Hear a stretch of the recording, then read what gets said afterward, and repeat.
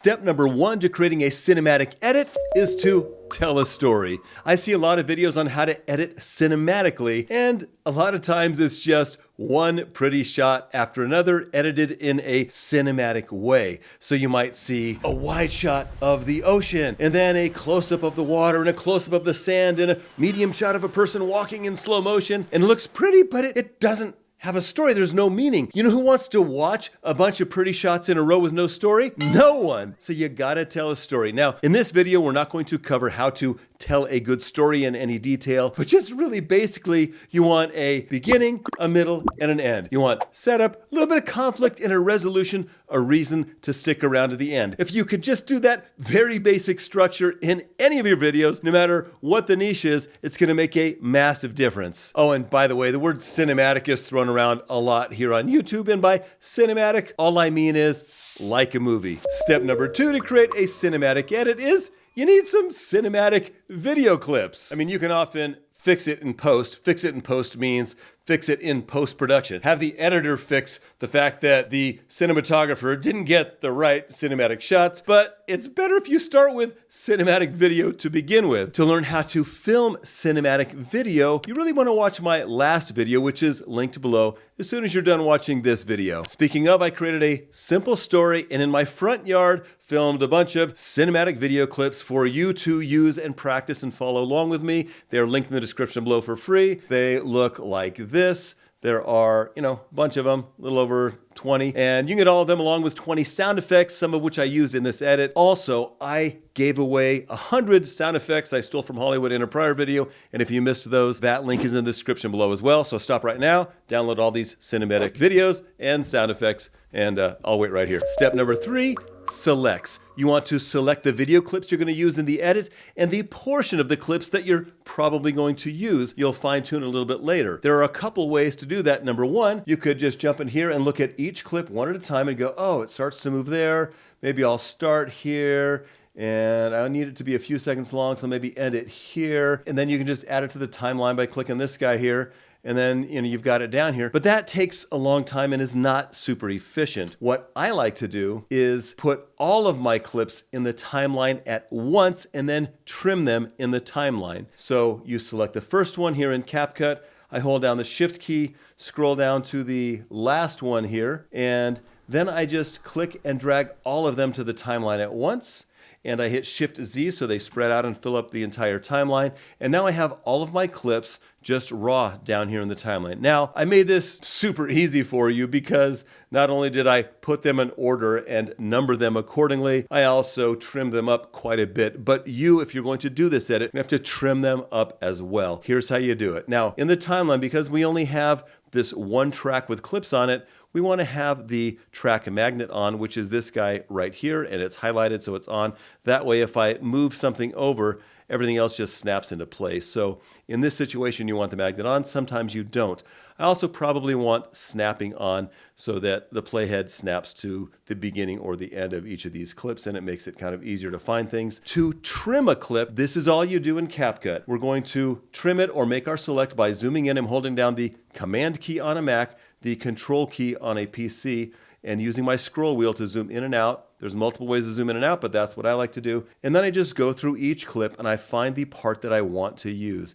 And here, if I start to play this drone shot, it doesn't start moving till like right about there. So I want it to start once it starts moving. To trim it, to get rid of all of this stuff that I don't want, from the beginning to the playhead, I just type the letter Q. And now if I hit play, I can see, okay, it's starting, it's moving, it's got good motion. Maybe I want about that much. I'll adjust it later. To get rid of the end of a clip, all I do with the track magnet on, I type the letter W, and it will remove everything from the playhead to the end of the clip. And with the track magnet on, everything will slide over. So I'm going to click on this clip, type the letter W, bam, it removed that, everything else slid over. So I've got 3 seconds of this clip, and then we just do the same exact thing for all of the rest of the shots.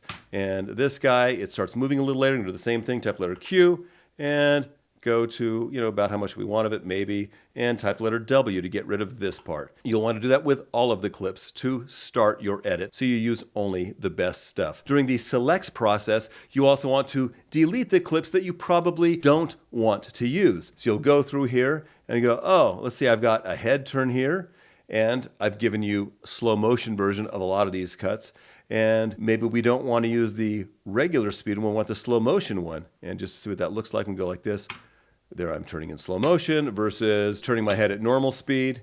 So I think we're going to use the slow motion one. So I'm just going to delete this one by highlighting it and hitting delete, and watch everything will suck up over because I have the magnet on. Bam. And now we're ready. And then we'd have to trim this and choose which portion of that. So that's what you'll do next. You'll trim each clip and then delete the clips that you don't want to use. Sometimes you'll get a clip that's amazing and beautiful and you really want to use it, but it doesn't tell the story. So you got to delete it. Be brutal. If the clip doesn't advance your story, remove it. That's called killing your darlings. You got to kill your darlings if you want to make this actually work sometimes. So don't be afraid to get rid of beautiful shots. Number 4, voiceover. If you have voiceover, this is the point where you want to drop it in. I have trimmed these clips up and roughly timed them. So instead of 8 or 9 minutes of video or whatever we had to start, now we're down to about 1.5 minutes. And then we just drop in the voiceover either by clicking on this plus sign here or clicking and dragging it to the timeline and putting it, about where you think you maybe want it to go. Later we will edit the clips and adjust the voiceover so everything matches and is timed correctly so we can tell our story. Number 5, order. In a real movie, they never shoot the movie in order. For your videos, it will be easier if you film it in order, but that's not always the case. I shot most of these in order, not all of them, but I made it really easy for you because they are already in order and numbered. But at this stage is when you would put all of the clips in order so that they match the voiceover. And to do that in CapCut, it would look something like this. To reorder the shots so they match the voiceover in CapCut with the magnetic timeline on, I'm going to turn it back on right here. You go, oh, if this shot needed to go over here, I would just click and drag it and then drop it down here and look, it makes space because I have the magnetic timeline on. If I did not have the magnetic timeline on, let me undo that, turn the magnetic timeline off. When I do this, it just leaves that space there, which is cool, except it doesn't really work the same way. So we'd have to do it differently. We would just highlight the clips we wanted to move over like this, drag them back to here, snapping's on, and then drop this clip down here. And we could do the same thing if we wanted to move this shot over here. So, oh, it won't go down there. We would just highlight everything, move it over, and drop it in like that, and then highlight everything and slide it all back. And you would listen to the voiceover to make sure all the timing was correct. So whatever way works best for you and how organized or unorganized your project is. One thing I would do at this stage might be to lock this, and then to be able to move things back and forth without highlighting all of them, I would select the track select rightward tool right here. And you can either use the right bracket or just select it right here. And now wherever I click in the timeline, it'll select all of the clips to the right of this. So I can go, oh, I needed to move these guys over. So I'm going to click and make space here and grab my arrow tool by typing the A key and moving this over here. And then I want to select all these. So I'm going to hit that right bracket. So it's got the double arrow again.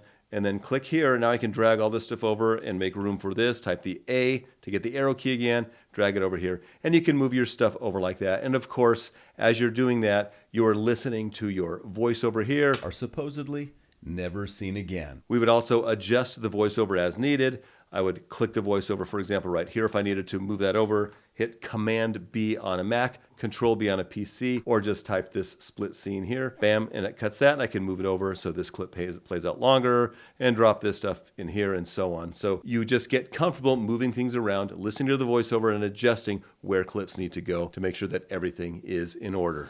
Number 6 is music. A movie ain't a movie without music. Music is super critical, and I have at times spent hours trying to find the right music track to make a video I'm creating flow. Now I realize most of you aren't creating feature films, but all of these tips will help make your videos, no matter what niche you're in, more cinematic, more like a movie, and more watchable. And music is one of the most important things because music can help evoke emotion. Your goal when creating any video should be to make your viewers feel something. And ideally, they will feel one thing at the beginning of the video and feel something entirely different by the end of the video. You want something to change. You want that emotion to change. And dude, music is probably the very best way to do that. For our video, we wanted to create a little bit of mystery in the beginning and then maybe kind of horror mystery at the end. So give them a sense of mystery in the beginning that's not too serious. So we're just gonna jump up here into audio, and under music, we're just gonna type in a track I already found. It's called Magical Mystery. To add this track to the timeline, I'm gonna position my playhead at the beginning of the sequence, And I'm just going to hit this plus sign here and it's going to drop it in. And let's have a listen and see if it works. Yeah, I think that works. It's magical, mysterious, but not super serious yet. And then we need to figure out where we're going to end the music roughly. And, we tweak it all later. But to end the music, I know from, having already messed with this, that I want this magical, mysterious part to end right about when that headlight comes off. Bam. So I'm just going to click here, hit Command B on my Mac, Control B on the PC, and just delete that. And as the headlight goes off, it looks like this right now. Well, that actually kind of worked because we had dun, dun, dun, dun. You want to use the music to your advantage. So maybe right when the music stops, the headlight goes off at exactly that same moment. And I think I want that to be down here a little bit more. So I'm just going to drag that up there and try it. I'm going to turn off snapping right now so I can get that to line up better. So snapping is off. And I think I want that to go that way just a tiny bit. It was really close how we had it. We only need to move it a tiny bit. That's pretty good. So right when the music stops, the light goes off. Bam. And so to make this fit back down here so it stays clean, I'm going to turn snapping back on and slide this guy over here a little bit and slide this guy back, and it's snapped into place. Now I can just drag it down here and it'll be peachy. And let's look.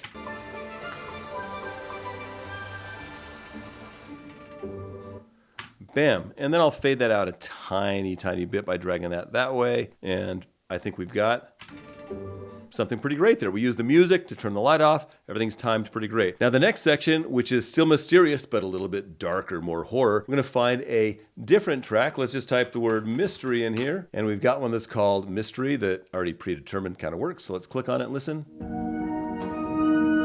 Yeah, a little darker. Now, one trick that is huge in cinema, movies, YouTube even, is stopping the music just like that and then bringing it on very intentionally at the right point. So watching this, when would you bring this on? Let's just watch a couple seconds.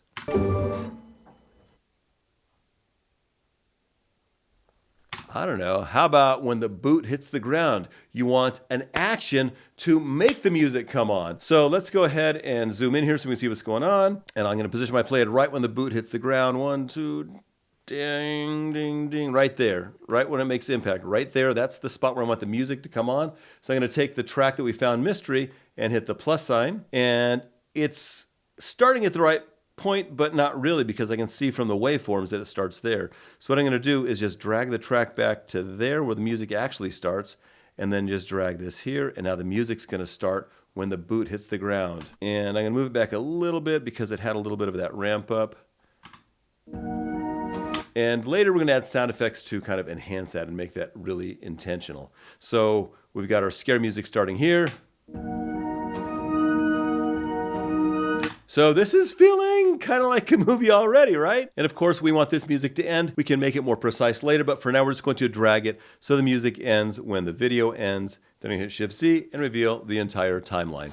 Number 7, sequences. You want to think in terms of sequences, a series of shots, and not just one shot at a time. When you watch a movie, it's almost never just one shot. It's multiple shots, so the sequence, a little mini story, is unfolding. I'm going to show you how we do that with our video. This video is only going to end up being like 90 seconds long, but it has multiple sequences, and it looks way more cinematic, way more movie-like, doing this instead of just going, oh, here's one shot of me talking at the camera, and here's another shot of me talking at the camera. Let's start by looking at our open. I'm going to zoom in right here. At the open, I'm going to turn the voiceover on and see if we like the timing for everything, and let's see if this sequence works. We've all heard the rumors. A small forest with beauty so intoxicating that anyone who goes near is drawn into its cold embrace.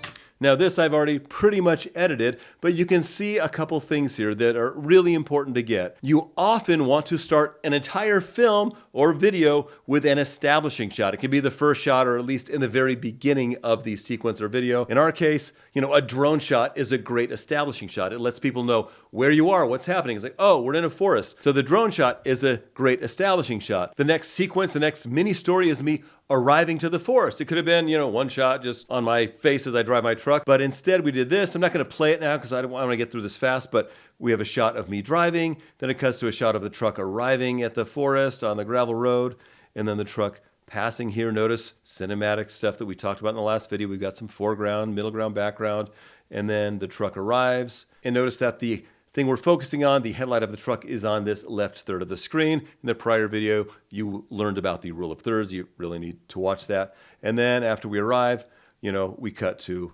the underbelly of the truck. So it's still kind of the same sequence, but now things are going to change. Boom, my foot arrives and something scary is going to happen, right? As I'm showing you this, I just want you to get in the habit of thinking in terms of sequences and not shots if you want your videos to pop and really stand out and be like a movie.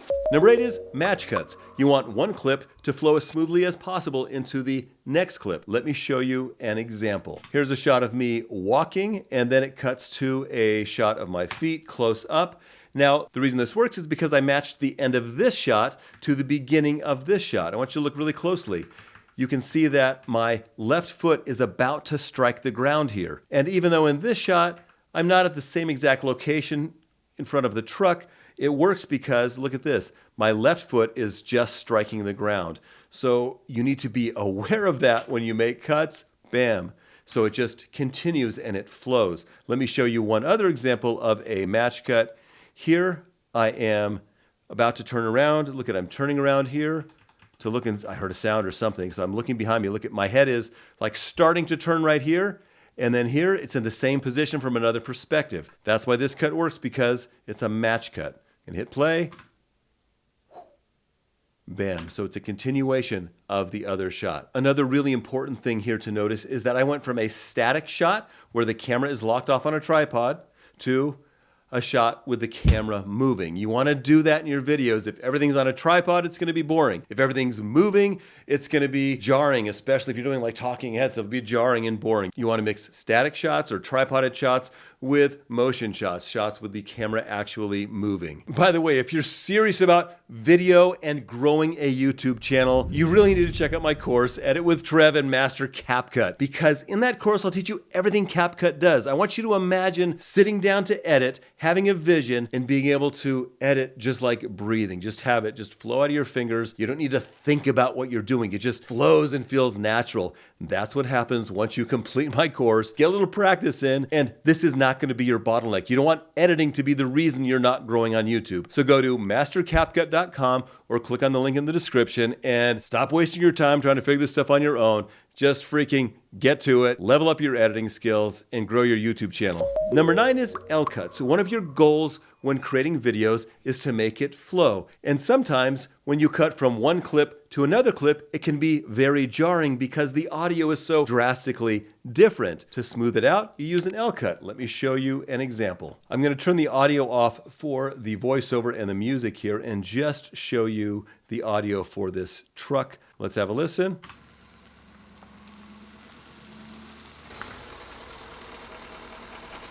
That wasn't too bad, but it's a little bit jarring. How do we make that a little bit more smooth? Well, we can do an L-cut by right-clicking on this second clip, choosing Extract Audio, and now we're just going to drag the audio underneath this clip here, and this is where the L comes in. Look, we're straight down and over. This clip together makes an L. Down here, over. This just means that we have the audio starting before we actually see what's happening. It'll smooth it out a little bit. So I'm just going to click this guy and drag it over here so that this audio gradually gets louder, and then you don't notice the cut as much. Watch this.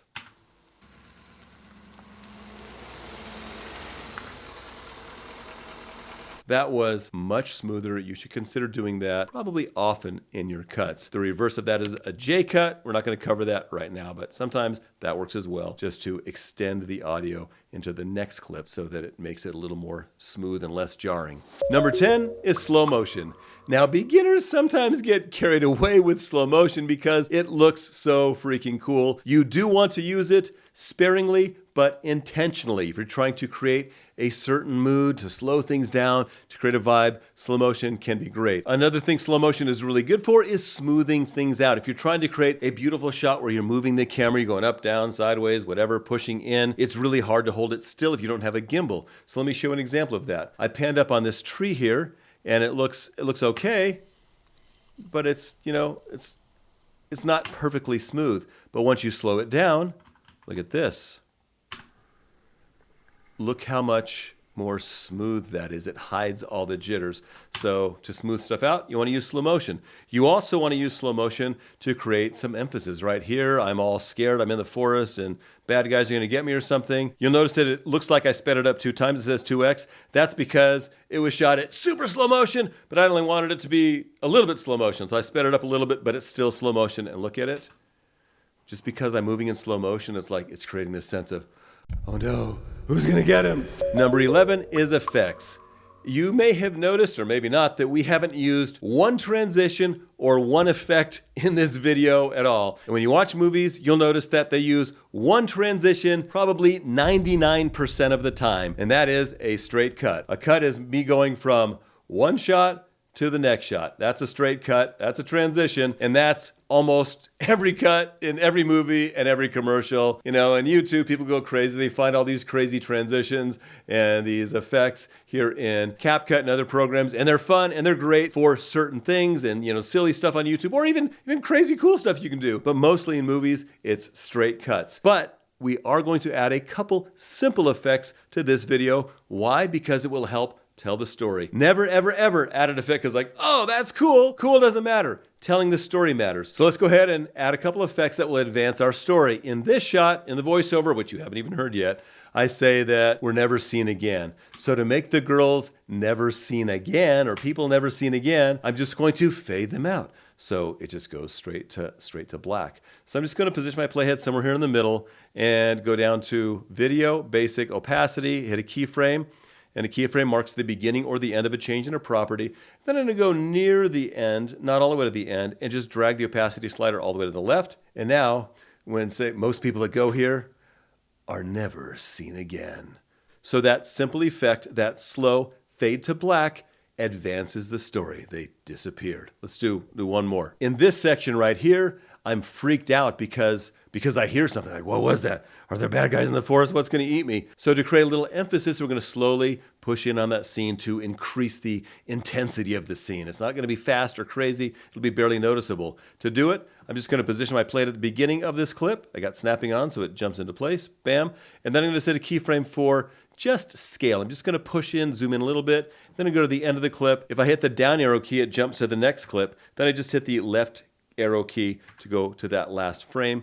And I'm just going to push in a little bit by dragging this slider up a little bit. Just really subtle movement, 110%. Notice that it automatically set that keyframe because it already had a keyframe at the beginning. You can see the keyframe here as well. Let me zoom in a little bit and watch this. Trevor's freaked out, turns around, and notice that it is slowly pushing in on that screen to create a little more emphasis. Number 12, your closing shot. Yeah, I'm making this an entire section because people don't think about that. Before you ever hit record, you should know what your closing shot is going to be. That's the end. That's the reason they're sticking around to watch your video, your film, your movie. So you got to know what that is. Like, think about that. Like, oh, I'm going to make this video about this. What's the payoff going to be? The closing shot's your payoff. And in our case, I'm not even going to say what I want you to watch the video and be like, oh, that's cool. But in our case, it's pretty simple. We have a shot panning up the trees. And you'll see why in a minute. But one thing that's great about this shot and doing this is that looks very similar to the beginning. Yeah, we had the drone shot, but the very second shot was going down into the forest. And now we are leaving the forest. So that's kind of a really pro tip. Do that in your videos, like, oh wow, you totally bookended it. So think about that, and also think about making the opening shot maybe similar or opposite to the closing shot. Now you don't have to do all of this stuff with every edit, every sequence, every video, but just think about these things and start implementing them in your videos. Maybe just think of one thing at a time, and dude, you're just gonna totally level up. You really want to bookmark this video. You want to keep coming back to it because there are a few things that are going to help your edits feel more cinematic than the stuff I'm sharing with you right here. Number 13 is sound design. Now I've got a whole video on sound design, also linked below, which you should watch. But right now we're talking specifically about sound effects. You want sound effects to enhance what's happening in your video and to advance the story. So there's lots of kinds of sound effects. Let's talk about a couple things. I'm going to just show you some of the things that I did here to enhance the story. Now, one type of sound effects are ambience sound effects, so you can be immersed in your environment. So I immersed us in this forest with this forest ambient sound effect right here. I'm going to turn those guys off so you don't hear them, and we'll just listen. and it's flowing. Now, one thing I could have done to make that better, not to get too advanced, is, turned the volume down for the ambience here when I'm above it. And as we get closer, we could have, the sound get louder and get even louder here, but we're just keeping it simple, and it kind of helps it flow. And that for sound effect is in your free MP3 folder right here. And I can sort by name A to Z, so you can actually see like, oh yeah, there's one of the sound effects that Trevor gave us for free. So if you haven't downloaded the video and sound effects links below, you really want to do that. You're going to use these, and yes, you can use them for whatever you want. Towards the second half of the video, it goes from magical mystery to Mystery, horror, scary stuff. so you want maybe some horror ambience. So, hey, look at that. We got a sound effects called ambience horror. And that sounds like, let me turn all these other guys off. I'm going to highlight all of them, type the letter V. They're gone. Now we can just listen to that ambience, that horror ambience. Listen. Are you getting scared? Are the hairs standing up on the back of your neck? Do you want to scream for your mommy? And then another thing we can do is add emphasis to certain things. So remember we started that music for that boot coming down? Let's go ahead and turn the mystery music on by typing the letter V, and notice that the music is lined up with the boot, which is lined up with the ambience, which is lined up with this hit. Ominence. Hits. Bam. Hits. Dude, I have a hard time finding hits on CapCut or on even some of these subscription services I use. So I gave you a couple good hits that you can use. This one sounds like this. Type the letter V. Bam. The hit is on. And what's happening here? You can see that right when the boot hits, the music starts, the hit starts, and the ambience starts. So it adds more impact. And I'll leave the other sound before that right here so you can see how it works. I quickly became a believer. Yeah, right? With that impact after the silence, you have the impact and the music starting. Dude, that's gold, right? Do me a favor if you like this stuff. Like I'm like 4 days into this project. If you like it, hit the subscribe button and then tap the bell so you're notified the next time I upload a video. That's all the payment I need from you. Oh, and a comment down below. That'd be cool too. Anyway, thanks. While we're talking about sound effects, here's a bonus tip. Every shot should give the viewer a reason to watch the next shot. That's true in movies, and even more true on YouTube since they're shorter videos with shorter attention spans. When someone goes to the movies, they paid 15 or 20 bucks, they're gonna sit in a seat, they're probably not gonna leave. On YouTube, they can bounce quickly. So give them a reason to stick around for the next shot. If a shot doesn't lead them to want to stick around, you should probably remove the shot. One thing that works very well for that is having an action happen and then having a reaction. Action, reaction. Now that action can be visual, you can see something, or it can be audible with a sound effect. In this case, remember that shot of me turning around? There's got to be a reason for me turning around. I can't just turn around for no reason because it looks cool. It's got to be a reason. We could have shown a dragon chasing me, or we could use a sound effect like this. As soon as I walked past the first tree, a chill ran up my spine. So this wind horror voice sound effect right here made a sound that made me turn around. Look at it again. Tree.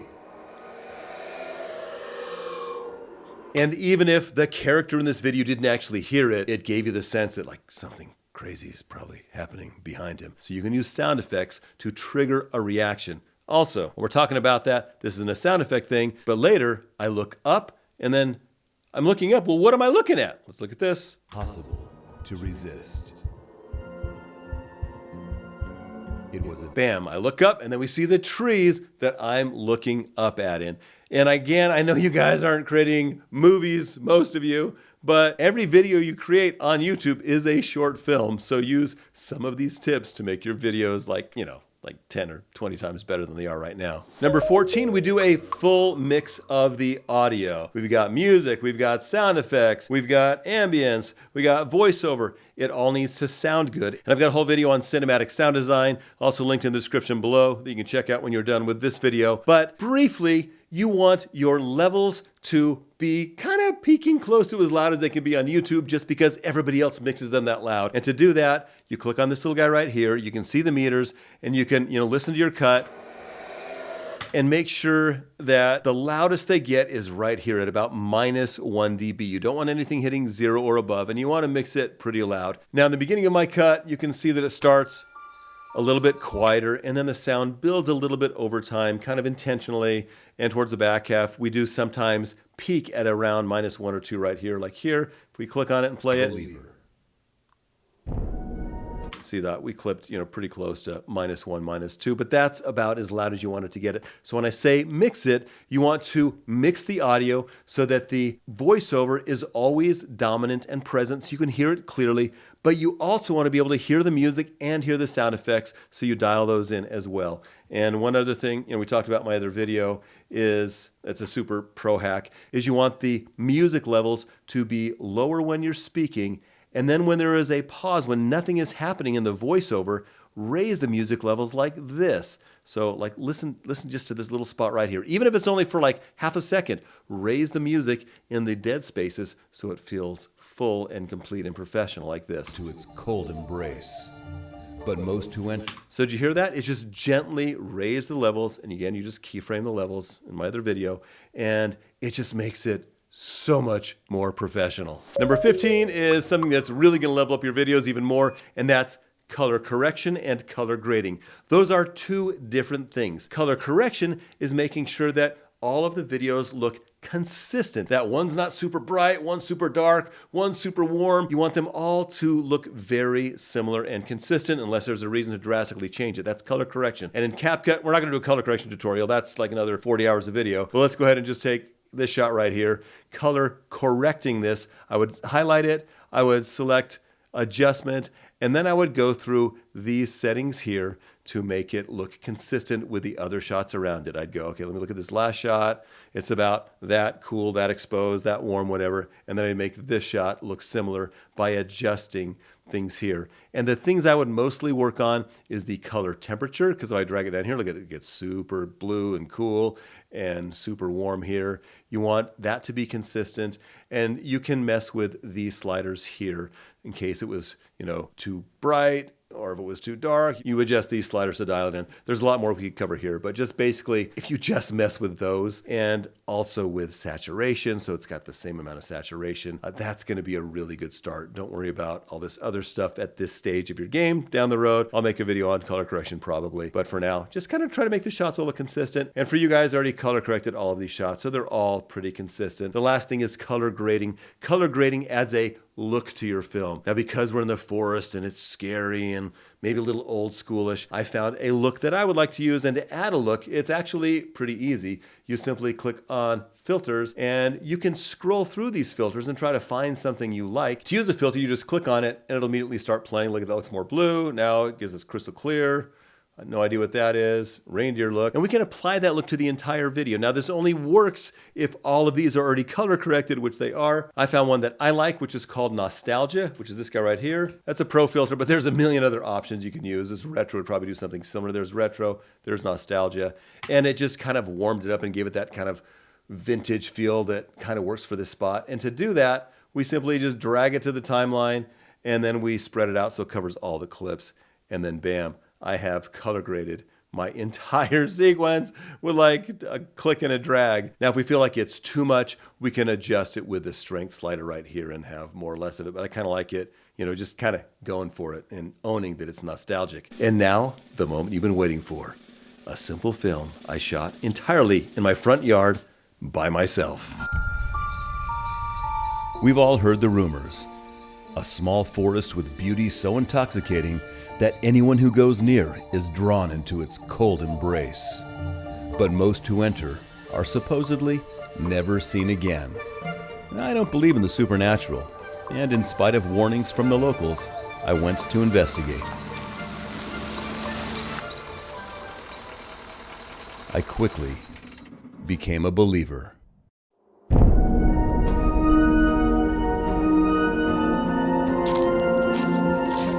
As soon as I walked past the first tree, a chill ran up my spine. I could feel unseen eyes burrowing into my soul. Movement was heavy, like I was walking through dark syrup. But I pushed on, sucked into the forest's dark vortex of energy. It was impossible to resist. It was at that moment that I knew I'd made the last mistake I would ever make.